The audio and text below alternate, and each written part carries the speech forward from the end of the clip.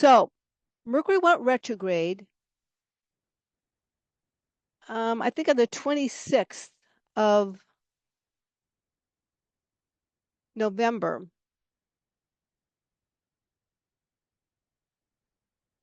And it's going to go direct on December 15th. Now, and then it's going to pass over its shadow. And we're going to talk a little bit about that. So, when a planet goes retrograde, people often, I don't know, they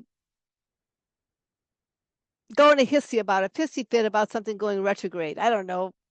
Oh my God, I'm going to go to Mercury's going to go retrograde. What's going to happen? Do I sign this? Do I sign that? Do I do this? Do I do that? But really, Mercury retrograde is a time of reflection. It's a time to assess what you're doing in your life. And it's a time to go within. And everything I'm going to be talking about tonight is all about going within.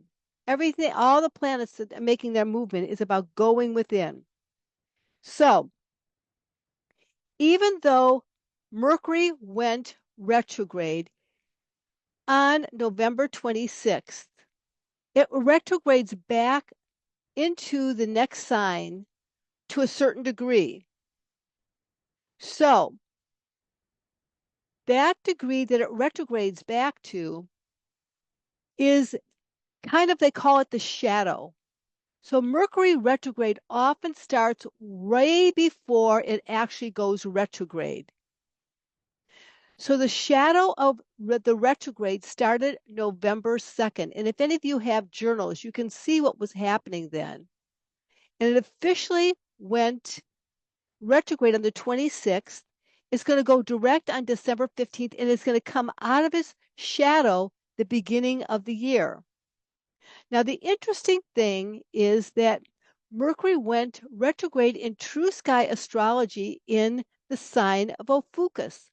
Ophiuchus is the 13th sign of the zodiac, and it's kind of been lost.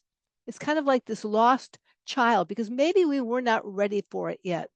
But we are ready for Ophiuchus now because Ophiuchus is a magical sign. It's only a few degrees.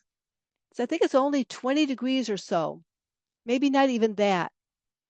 But it's about deep healing at a very, very, very deep level through getting in touch again with your truths. So it's all about delving into the very depth of your essential truths and decide what is most important for you to heal. That's where we are in this second right now. I often think of Ophiuchus ruled by Chiron, which is the wounded warrior. But it's in True Sky, it's a blend of Scorpio and Sagittarius. It's kind of like it's a thin veil of, it's kind of between the thin veil of both of those signs. Sagittarius is about expansion, truth, belief system, long distance travel. It's all about higher mind. It's all about, you know, probably our connection with off the planet civilizations. And Scorpio is about birth, death, and it's about sex and it's about rebirth. It's all about that transformation. It's about detective work. It's about the occult, the deep parts of yourself that you go into to try to discover. So Ophiuchus is a blending of both of those. So true sky astrology, Mercury going retrograde in Ophiuchus is to me a time that is a very unusual time where you can really, really, really heal your truths at a very deep level. So you can see that there's a theme going on here with the new moon and Mercury going retrograde. So Mercury's all about communication. And just about every part of our lives is about communication. Mercury is a sacred planet. Now, what does that mean? All of our planets are living beings. Earth is in the process of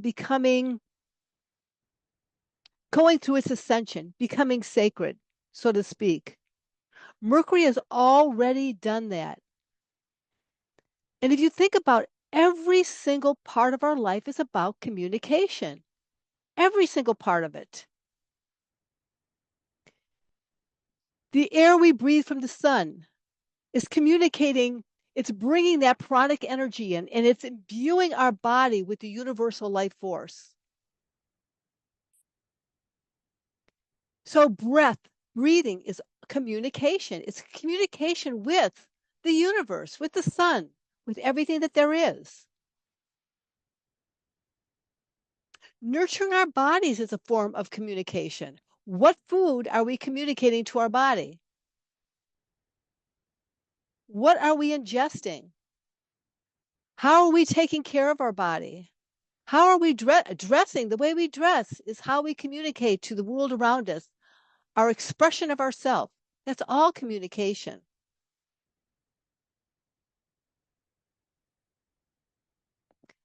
The food we eat, what do we choose? I mean, and we're all waking up now.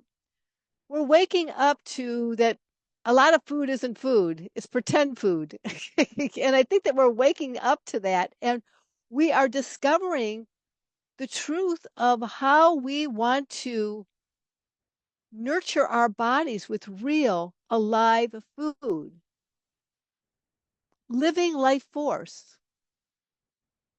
Water.